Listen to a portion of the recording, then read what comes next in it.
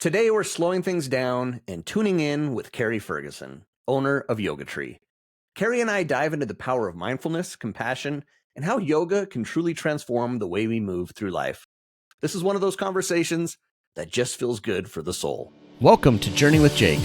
This is a podcast about adventure and how through our adventures we can overcome the challenges of life that come our way. While I expect you will learn some things about different adventures, this show will entertain you.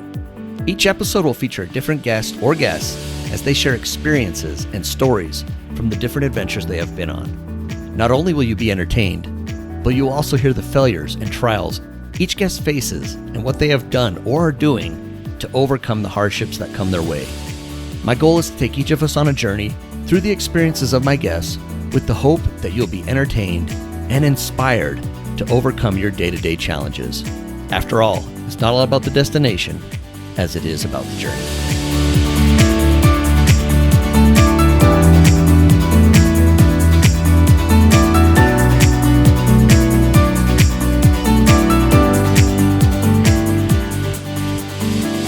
As always, thanks for tuning in to Journey with Jake. If you haven't already, make sure you're following along on Instagram at Journey with Jake Podcast, where I share behind the scenes moments, guest highlights, and look into my own adventures. You can also catch full episodes and video clips on YouTube. Just search Journey with Jake Podcast. A big shout out to the Podmatch Podcast Network for helping connect me with incredible guests. And if you enjoyed this conversation about mindfulness and compassion, you'll definitely want to go back and listen to episode 99 with Colleen Aves, where we explored the beauty of balance and spiritual wellness. Now, take a deep breath, relax, and let's dive into this inspiring chat with Kerry Ferguson. All right, I'm excited. Today I have Kerry Ferguson on the show. Kerry, welcome to Journey with Jake. Thank you so much for having me. Yeah, this is fun. I always like it when I get somebody like you who's just got this energy about you. I can just kind of tell it. Just you're feeding this energy, which I love. I love to talk about that. We're going to dive into your whole yoga experience, your yoga journey, so to speak. Before we dive into that, though, give me a little background. You got a beautiful background where you're sitting right now.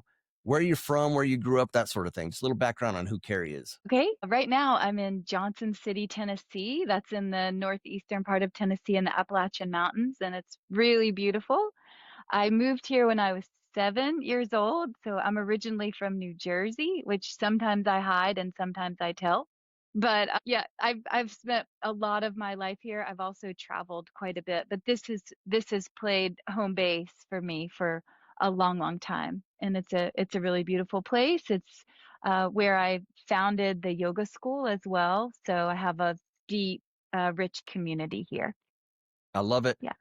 Family life, siblings, parents, kind of what was your family life growing up? I'm an only child. Yeah. I think, and it's so funny because I find that through conversations, especially traveling or even locally, I resonate always with only children. Like we can pick each other out, but I'm definitely, but very independent as an only child. My whole family is from New Jersey, and then my parents moved in the mid to late 70s here to Tennessee to have a change of life, change of pace, really to raise their child, which is me. And then I have a son. I'm a single, actually only parent, sole parent, and I have a son who is now 20 years old. And he's out near you at Arizona State University in Tempe. Very good. He's in, all right, Southwest United States. Very good. 20-year-old son. Yeah. How is it having a 20-year-old son and now you're an empty nester, I guess? Yeah, well, it's a good day to ask me today because it's really great. We had a great conversation last night, and I get kind of, all filled up with goodness. And I'll talk a little bit kind of he weaves into my journey a lot, of course, being that he's been in it for 20 years, but it was a real challenge about 2 years ago. It was a real challenge. I was so fortunate, and he was just this amazing, stellar kid. I homeschool traveled with him for 4 years really all over the globe, particularly in Europe. And he was an amazing travel companion and student and son, and it was fantastic. And then he went to the public high school here in Johnson City, Tennessee, and that was fine. And then towards the end, like his senior year, I kind of felt like, oh man, we skipped all that crazy teenage acting wild stuff. And no, we didn't. He just did it later when he was 17, 18 into 19. We sort of had a disconnect. And it was just him spreading his wings and trying to figure out who he was as a person. And I thought I was prepared for that, but I wasn't quite prepared for that. And this last year or year and a half, we've reconnected and reestablished a new relationship, and it's really beautiful. It's really, really cool. That's awesome. It's amazing how things evolve and how things change, and you think, okay, things are going to go one way, and then something happens, and it kind of goes a different route. But I'm glad that you've kind of got that relationship back with your son. That's beautiful to hear. Yeah, I mean, friends, and I reached out to a lot of friends who are parents of older kids, and they were always like, he's gonna come back around and it's gonna be okay. But it was really painful for a while, and we'd been so, so close for so long. And so now, and he's a very mature young man. I mean, he's, 20 and going through whatever 20, but he's able to articulate things really well. And so we've had some really deep conversations. And yeah, I feel like I'm very fortunate that it did circle back around, and not too long of a period where we were disconnected. So That's great. That's good to yeah. hear. All right. It's been over 20 years that you've been doing yoga, probably pushing 30 years maybe that you've been involved with yoga. Yep. Take us back to the beginning, kind of what first drew you to yoga. Okay. The beginning, because for me, yoga, it's really my lifestyle. It's the way that I live. So when I was 13, I became vegetarian, and people ask questions about the who, what, where, when, why for some of these beginning things. And a couple things recently have popped up to maybe help me understand, but I just don't know exactly where the impulse came from. But at 13, I decided that, I wanted to be physically fit, and I took aerobics classes, and I became vegetarian, and I decided I wasn't going to take any, pharmaceutical medicines. Like, I didn't take aspirin for headaches, and this was not from my family. This was not something that any of my friends were doing at all. So it was really, I was kind of flying solo with that. I think you've been in yoga for probably pushing 30 years by now. What got you into it? How did it begin for you? Well, my journey really began when I was 13. I got really into wellness and fitness and became vegetarian in a heavy meat eating household and family, Italian Irish family from New Jersey. And I used to ask my mom to drop me off at these aerobics classes where the women were all 20 to 30 years older than me. And there were always these little handouts on these special diets. Back in the 80s, everybody was doing crazy diets like eat fruit all one day, only eat cantaloupe or crazy things. And so I started getting really interested in nutrition and wellness and healthcare then. And that just sort of, my journey was really about wellness. I went to the University of Alabama, and the summer before I graduated, I did an outward bound program. I went to the San Juan Mountains in southern Colorado, and I lived above tree line for almost a month. Yeah, it was with no tent, just a tarp and a sleeping bag, and rock climbed and hiked all the 14ers in that area, 14,000-foot peaks. And it was life changing. It altered my life. It was, I didn't know until after, but it was a leadership training, but there was a little bit of that kind of underpinning in it. And we did like fasting and a 3-day solo, like these really incredible experiences. And so I went back to Alabama. I spent my senior year, and the day after I graduated, I packed up my dog in my Honda Accord and drove across the country to move back to Colorado, where I felt like I finally found like my people. And Your I had people, your traveled place?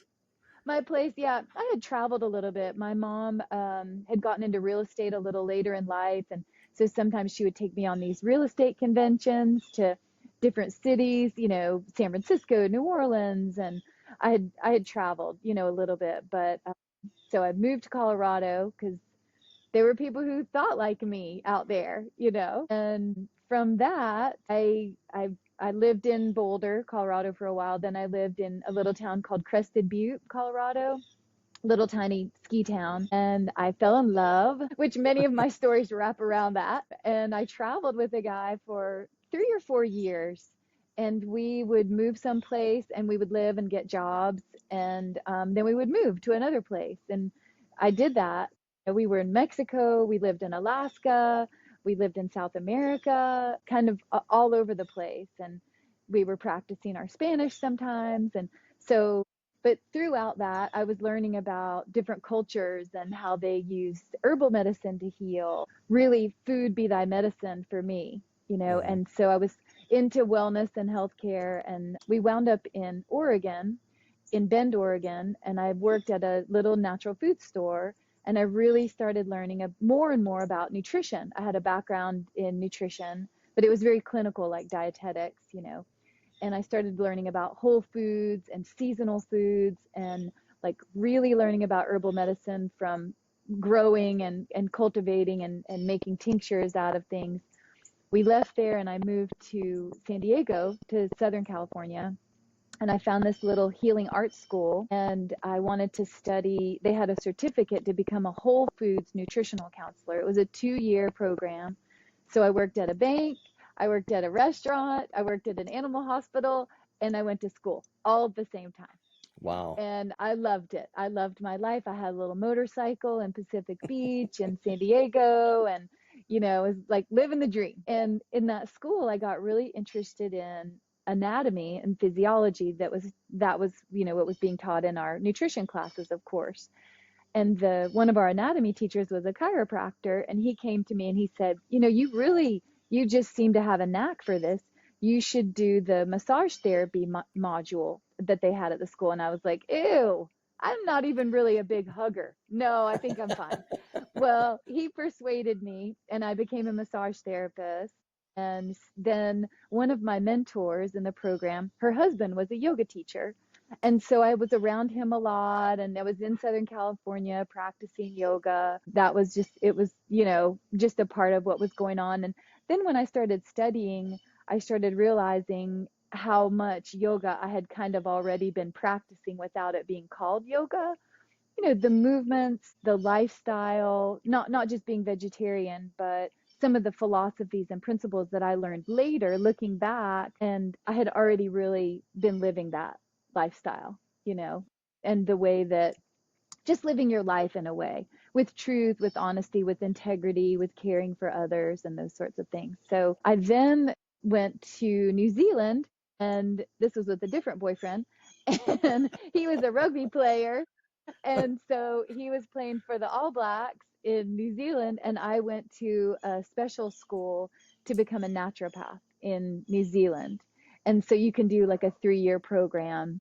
And so we only lived there for a year, but I studied herbal medicine, yoga, massage therapy, just all the healing arts, just living. And especially there in New Zealand, people just they live life, just Hmm. the lifestyle is being outside and fresh foods and community and just a very healthy way of living. That's what I found. And then I came back to the United States and decided that I was going to go to school in Arizona actually to study naturopathic medicine. Well, I fell in love again. Maybe this podcast isn't about yoga, it's about my love life. Okay. No, that was it. Just those three Those really. three? Maybe Okay, one I'll more. say I'm counting three. All right. Right, three, maybe one more. And my parents had just gotten divorced. My mom will love that I tell this part of it. My parents had just gotten divorced, and I was in my late 20s. And my mom called and she said that she had these friends who were going to be in the Bahamas living on a sailboat for a little bit. And she wanted to fly me there for the weekend. And so I said, okay. So I went for the weekend. Well, I fell in love with the scuba dive instructor on the island. And this is where the actual story comes to be. So I met him. He's living on an island. I was living in the desert. My mom went back home to Tennessee where she was, and we built this long distance relationship. And so eventually I left the school and I moved to the Bahamas. Why not? So when I was there, he taught me how to free dive. So free diving is, going under the water without Yeah. scuba equipment. And so I'd probably been 10 to 15 feet under the surface of the water prior to that in my late 20s. I'd always been around the ocean and the water and stuff, but not diving or snorkeling really. And so after, some time, weeks maybe, I was diving down to 25, 35 feet, 45 feet, get, deeper and deeper. And really what happened was, and I haven't talked about like, oh, there were some stressful, traumatic periods in my upbringing. And but I'm, as you can tell, like, okay, let's just go. We gotta shake it off and keep moving forward. And this is how things are going to be. And so, but under the water, I felt this really deep sense of peace. Like when I was under there, I loved how quiet it was just to be under the water without Yeah. all the gear, You don't have just the so oxygen quiet and sound and yeah. there, which is cool Yeah. anyway. That sound is kind of a cool, relaxing sound. But so we would go in caves and in the Bahamas, this is in the Abacos, the marine life is just stunning. So the coral is so bright and vibrant, and all the grouper and the turtles and the dolphins and the spotted eagle rays, there's so much to take in, but it was so peaceful. That relationship wound up ending. Hurricane Floyd hit while I was living there, and it devastated our island. It was really, it Wow. was incredible what happened. And I was on the volunteer fire department, which was pretty funny. So, but it was very traumatic what we went through. But I wound Hmm. up leaving the island, and I still loved, that connection that I had made. And it was really because of him. He just helped to show me this love for being underwater. So I wanted to continue that, and I found a free dive course where I went to the Keys, like Key Largo, for 10 days. And my teacher, his name is JJ Mayal, and he's French. And his father, his name is Jacques Mayol, and he was also French. He's passed away, was a very famous free diver.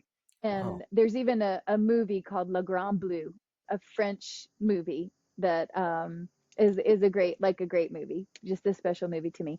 So I trained with his son, and we were just barely in the water. Like we were never in the water. We were always sitting on the beach or by the side of the pool doing breath work practice, meditation, yoga. It was all yoga. And I started Interesting. to realize, oh, I can feel the same way that I felt underwater. I can access that on land. And Wow. that was it. I was hooked. At Wow. first I was so irritated, like, why aren't we getting in the water all the time? Oh my gosh, oh my gosh. And then realizing that this is what it was all about. It was controlling your central nervous system, relaxing, the central nervous system, and then accessing this place of peace that was always in there. And I mean, it sounds cliche, but it's really, really true.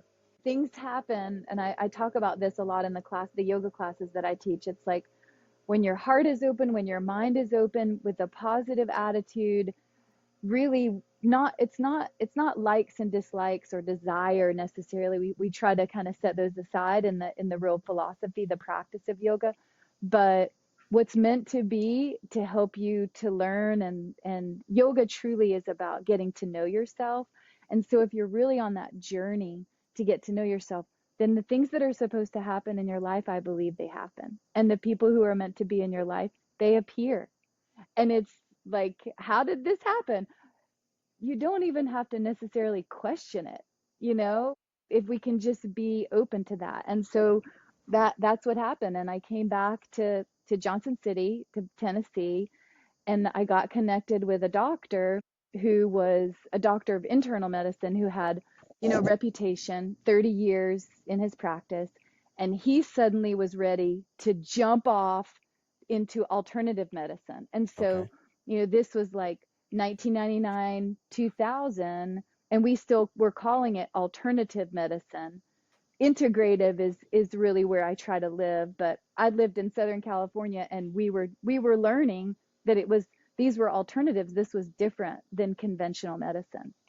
So I worked with him. I did massage and personal training and you name it. I did cooking classes with people. I took them to the grocery store. I worked with him. It was just amazing. For a couple years I worked with him. But so after the first little bit, I'd been teaching aerobics classes and stretching classes and things all this time all along. But usually the class was, movement, like some fun movement for about 30 minutes, Jane Fonda style. And then the last 30 minutes was just stretching. And I would, not knowing what I was doing, I was guiding meditations and I was teaching yoga essentially. Well, at that time in our city, there were there were three yoga teachers, older ladies. Two of them were older ladies, and they were just like one lady was teaching in a hotel and one lady was teaching at the fitness center, but there was no yoga school. So there was this people kept asking, well, we're hearing about yoga. We live in this valley and people were hearing like what's going on. And so I talked to the doctor and he said, well, go do a formal training. Let's do this. So he paid for half and I paid him back with, when I came back. And I went and I lived in, really it was a convent in Connecticut for a month and with a group of students. There were 30 of us and two yoga teachers, and it was amazing. It was, Wow. we the training that I went through, I think was so it was just so special. We had silence from probably 4 or 5 o'clock in the afternoon until 10 o'clock in the morning. We still had meditation. We ate our meals. We would attend lectures, but we didn't talk. We would listen. And then we were sharing a room with someone that we didn't know. And then you could go and take walks and we would walk through the halls, but you know, eating your meals without, and you're not angry at the other person. You can eat a Yeah. meal in silence and not be getting Right. Usually along. it's because you're mad at This was, somebody. Yeah, exactly. but this was intentional. And Wow.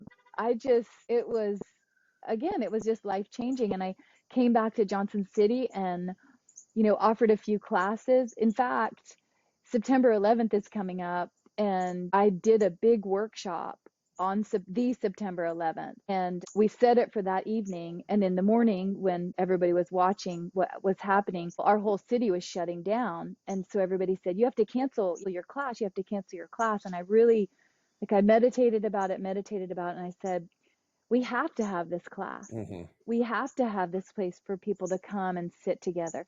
And there must have been 50 people that showed up for the Wow. class last night.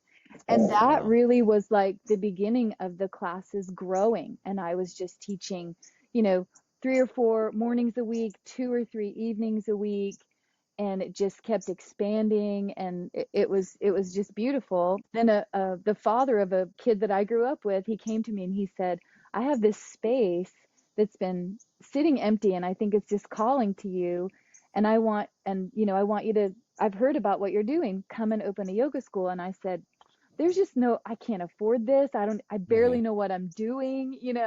And he's like, let's just, I'll charge you $500 or something, like a third of what it would cost.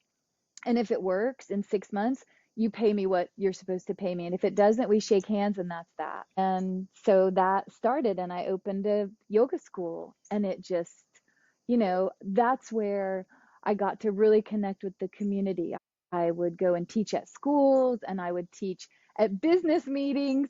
People are in suits and I'm asking them to stand up from their rolling chair and do some stretching and breathing, and just, the people that were coming to classes, they were people who were helping other people in the community. They were social workers, they were teachers, they were Yeah. moms, they were, and at that time, even like some guy, we have a lot of rivers and lakes around, so it was also fitness enthusiasts, but not just coming to stretch, but also like they needed to be chilled out when they're going down these waterfalls in their kayaks. So it was, mental health awareness and meditation as well. So it was really beautiful, really, really That beautiful. So that was kind of the, yeah, that was like yeah, the quick journey, but I mean it's amazing, and it's amazing what you're doing now. And I know your My Yoga Tree, is that the name of your school, your Yoga Tree is the name of the school. Yoga Yeah, Yoga Tree. Tree. Okay, Yoga Tree. MyYogaTree.com is the Okay, that's website, the but website. That's Yoga what I was Tree is thinking. the Yoga school. Tree. Uh-huh. My Yoga Yeah. Tree is the website. Yeah.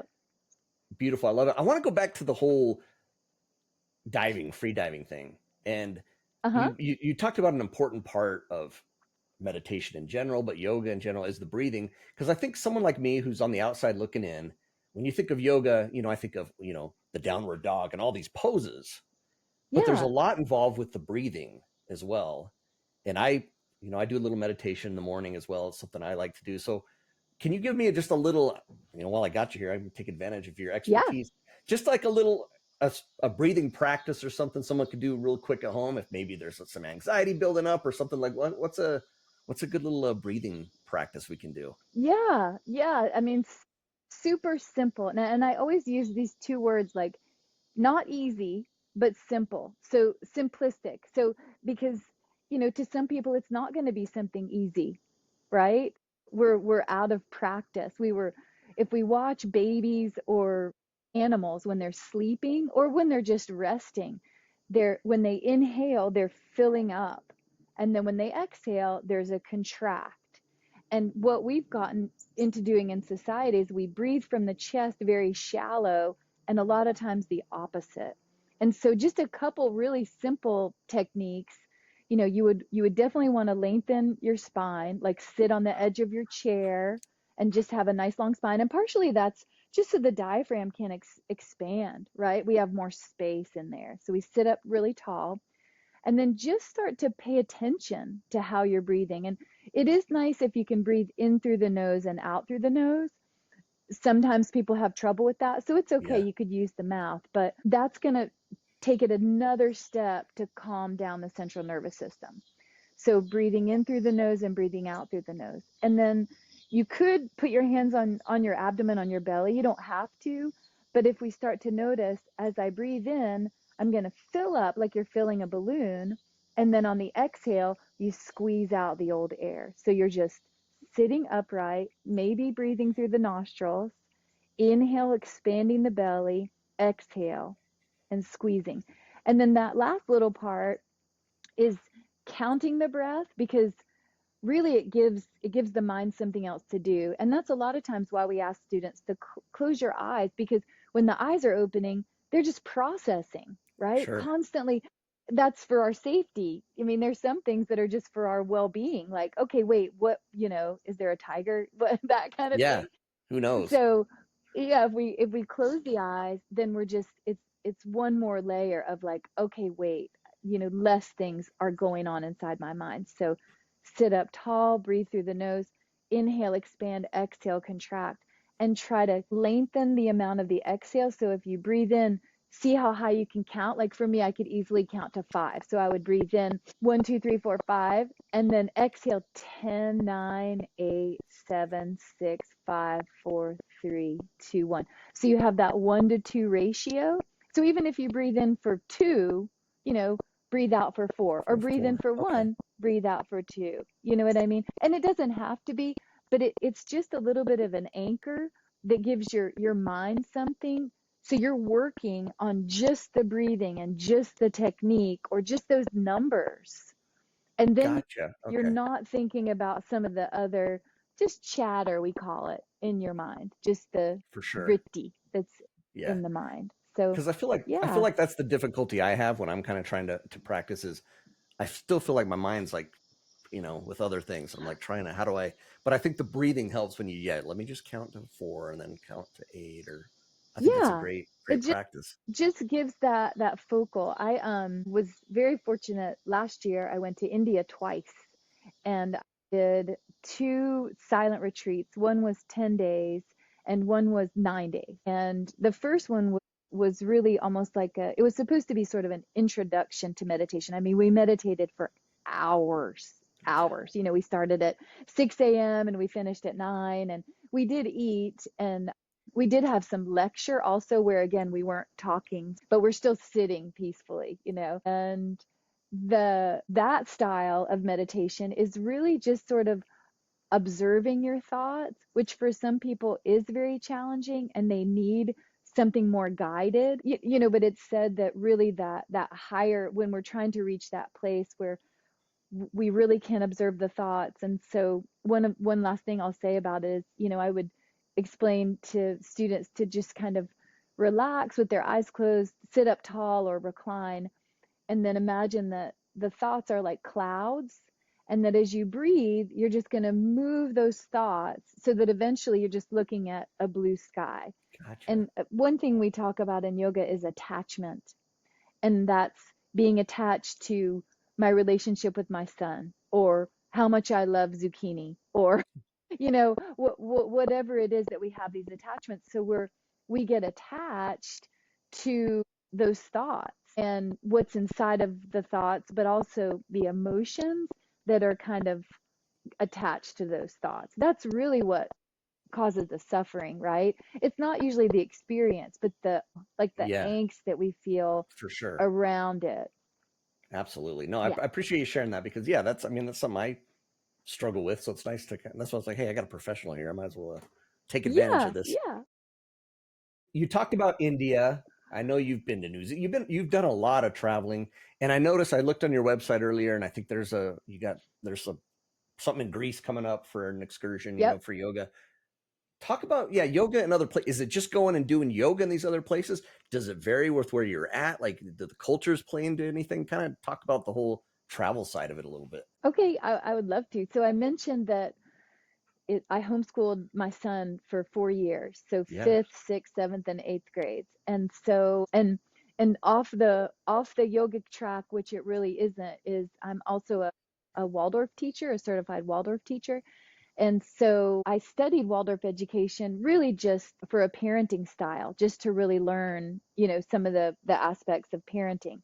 And that kind of, I actually even taught at a Waldorf school for a year, and there are a lot of different avenues that go with that. But when we homeschool, well, I put my son. He went to the school where I taught in Arizona in kindergarten, and then we moved back to Tennessee, and he went into the public school system for a couple years, and he thrived, and he just did great. He loved it.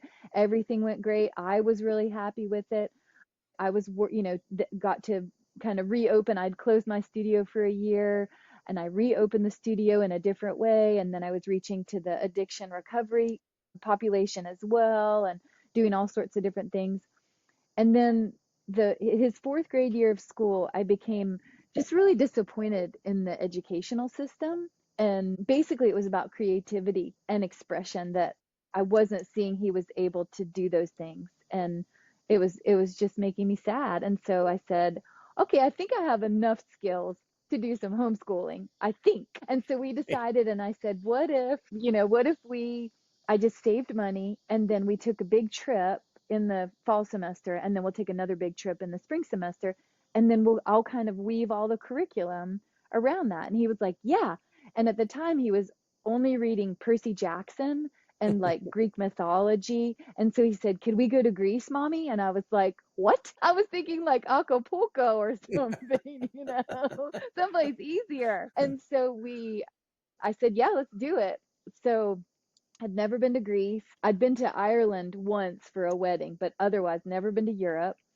I didn't have any credit cards, so we had just cash. I had $5,000 in my pocket in cash, in euros, that I got from the bank, with Wow. my 9-year-old son, and we hopped on a flight, and we reserved 2 nights, the first 2 nights in Athens at a hotel, and then we had a 30-day ticket, so we had a month, and we had no itinerary. And when we got there, he decided from what he had learned and studied about the history and the mythology where he wanted to go and what he wanted to see. And then we would just hop a ferry and find a hotel, and so we Wow. did that, and we met amazing people. And I'm still, you know, this will be the 11th year that I've been to Greece, and it was Wow. it was just amazing. So we would come back from these trips, and your face and your wow was what everybody was saying Yeah. around here. And I said, well, just come with me. Like, come on, just come. I can show you how to do it. And so, really, in a simple way, that's sort of how it evolved. And I had the opportunity to do a couple other retreats, and I've now offered some yoga teacher training, like a year-long yoga teacher training program, and do little workshops with that. But so people just said, hey, we want to go with you. So I organized the trip, and usually I go first, and then they come and meet me. And we practice yoga in the morning, meditation, and then a yoga class. And then we go do some fun excursions and Fun. explore. Nice. And it's all usually local people that I've met over the years. I mean, going to little tiny restaurants where the family has owned the restaurant for generations, and I'm plant-based, so they're always accommodating for like being vegan and for our group with all sorts of different needs. And they loved, like, everyone always loves the connections, that we have. And yeah, and then in the evening, we usually have some kind of a like a gentle yoga class and then a nighttime meditation. And it's meant to be eat good, healthy foods, and we have really rich conversations. And there's something beautiful about being in retreat, but also the ancient land of Greece is pretty spectacular, and the people and the culture. And always we try to do a project where we're giving back. We're not just coming and taking, but in some way, shape, or form, other than buying tourist Yeah, materials that they love to sell to us anyway, and that's nice. But really trying to uniquely give back and honor the place where we are. So yeah. So I I get to love it. combine my love. And I was just talking to a friend earlier.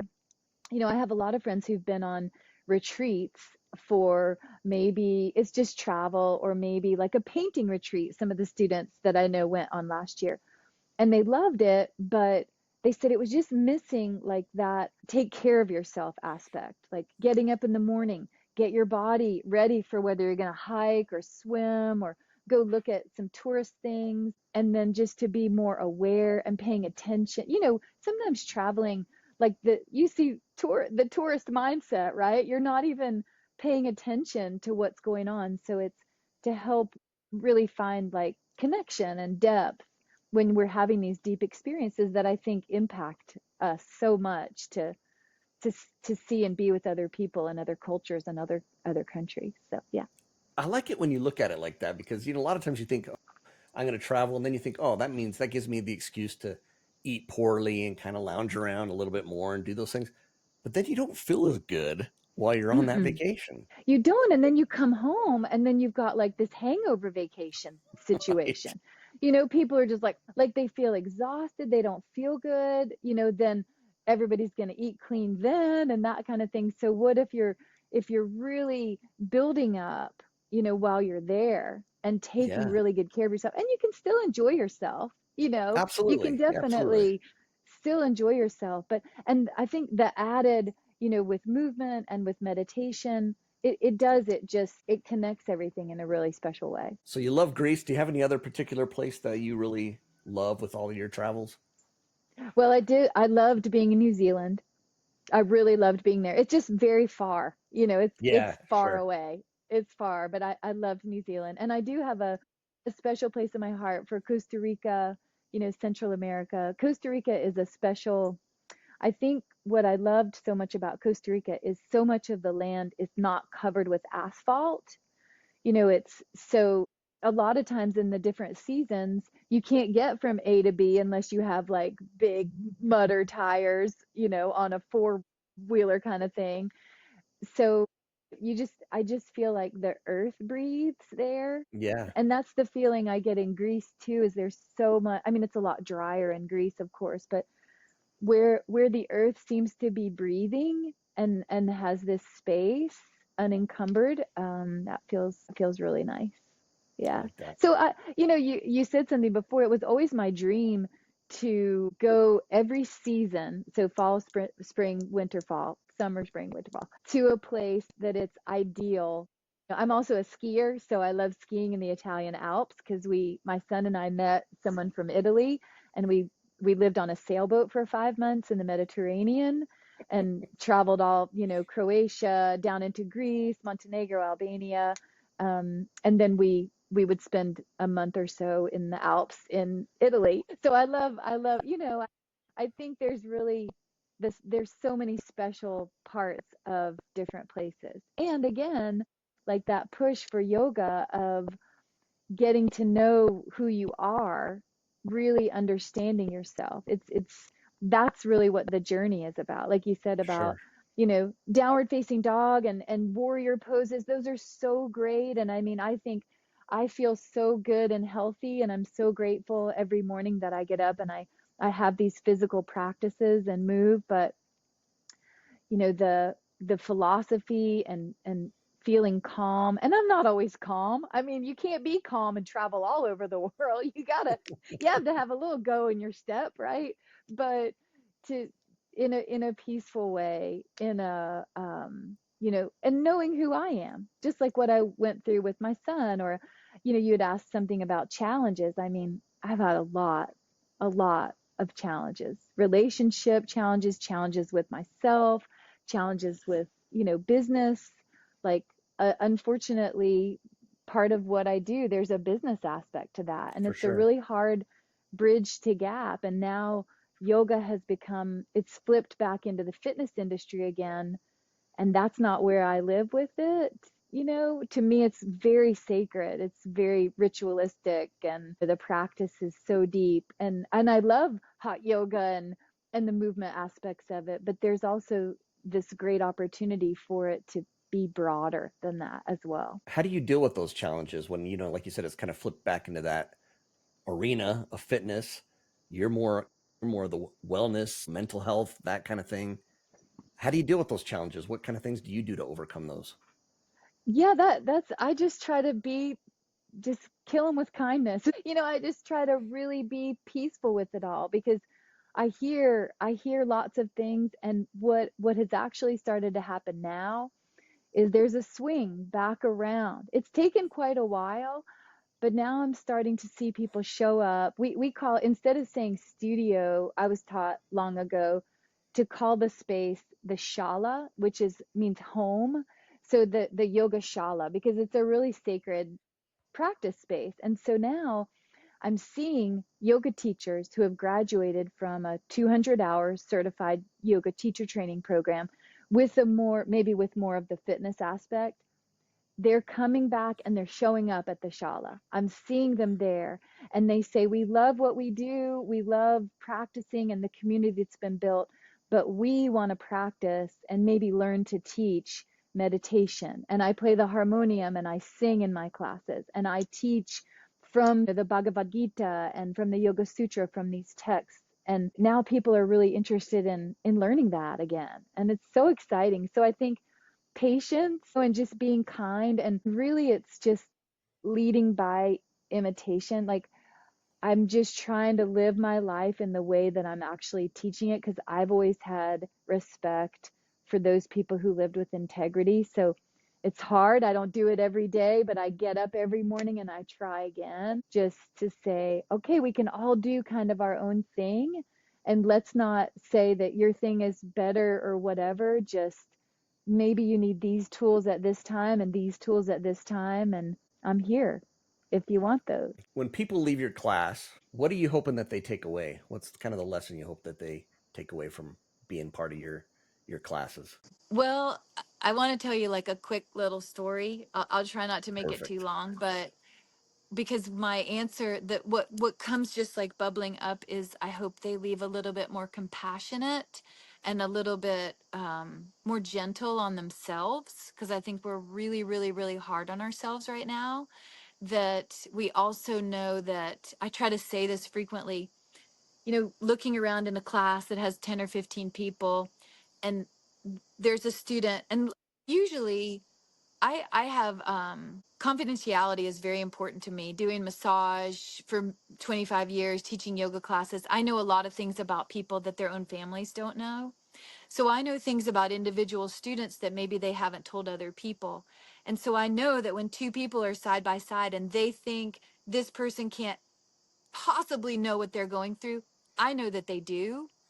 And so I try to, teach a class in a way where I'll bring in a teaching, a reading, a philosophical thought, so people can understand they're not alone going through some things. And so I think that that's something important. And the story I want to tell you is the first 10-day course I did in Dharamshala, which is where where I met the Dalai Lama. That's where he lives. The first course I did, it's this tiny little beautiful meditation center with monkeys everywhere. Like monkeys steal your bread if it's on your plate. If you're not, you got to be like this. Watch out, they're coming for your bread. But so there were 138 in our group. And luckily, because I'm just a tiny bit older than many people, I had my own room. But a lot of people are in rooms with bunk beds. We're all sharing bathrooms. We're eating in silence. You know, we're having soup for dinner and rice and vegetables for lunch. Everything's very basic. There were people from all over the world. I was actually, well, there were two other Americans, 138 people. And so we're in these little seats, these little desks, because we could take notes side by side, 138 people meditating for hours all day. And I'm sitting, and there was a girl, maybe three or four people over to my right, and she was leaned against the wall because some people were having a hard time just sitting still. And I've been meditating for a long time, so I was fine sitting. And I kept noticing her. She had like a down jacket on, and it was puffy and loud. And every time she would move, it would go, Yeah. or she'd mess with her pen, like click her pen back and forth. And so, being the compassionate being that I am, I would give her these dirty looks. I'm just like, how dare she interrupt my stillness and my silence? And I'm just thinking, my gosh, can she not be still? Can she not be still? So after a couple days, of course, through some of the teachings and just relaxing and being with myself, I'm thinking, okay, just everybody is at their own kind of place and has their own pace and speed, and with this, and just be kind, and send out compassion. And so after the 10 days, we had this big feast. I mean, it's vegetarian, but it's like this huge feast of food, and it's so fun, and we all get to chat and say hello. And it's a little overwhelming because we've been in silence for 10 Sure. days. And this girl comes up to me, and she says, the crunchy, loud Yeah. girl, and she comes up to me and she says, "Could I give you a hug?" And I said, "Of course, absolutely." And so she hugged me, and I might cry a little bit, but she hugged me, and she said, "The day that the retreat started, my brother got sent to Gaza. She's Israeli, and every day I was afraid that I was going to get a call that he had died." And she said, "So I put myself in a position so that I could look at you because you were so still." And she said, "It helped me to relax and just stay still and peaceful." And yeah, I just lost it.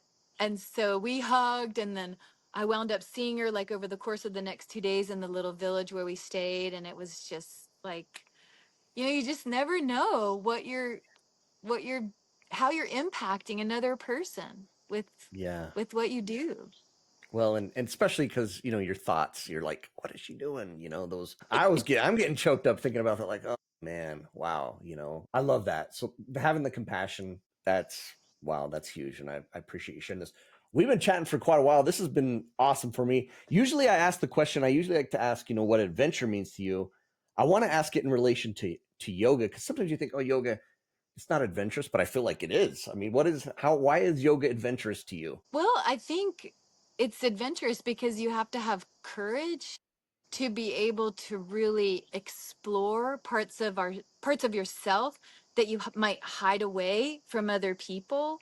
To be really really vulnerable and really exposed, like, this is really who I am, my truth. And it's hard, and because sometimes it means you step out of the stream of what we feel to be the norm. And I think that's changing. I think being different, being unique is not a negative, but I still think people have a hard time really expressing their individual truth. So yeah, I think that it takes courage. And I'm not perfect. I try to work on it all the time. And I think it's that if we can really, I mean, it's this old school stuff, like, really learn from our experiences and try not to repeat patterns and habits that haven't worked or they've expired, and now it's time to try something new. But to be really honest with ourselves, it's pretty hard. That I Yeah, think that takes courage. And so yeah, that's my definition there under adventure. I love it. This has been fascinating for me. It's been so fun getting to know you. Thank you for bringing this light and this energy to the show. I love it. I feel like all of my guests do that, but you just got a little extra going on right now. So, well, thank you for that. And thank you so much for coming on Journey with Jake.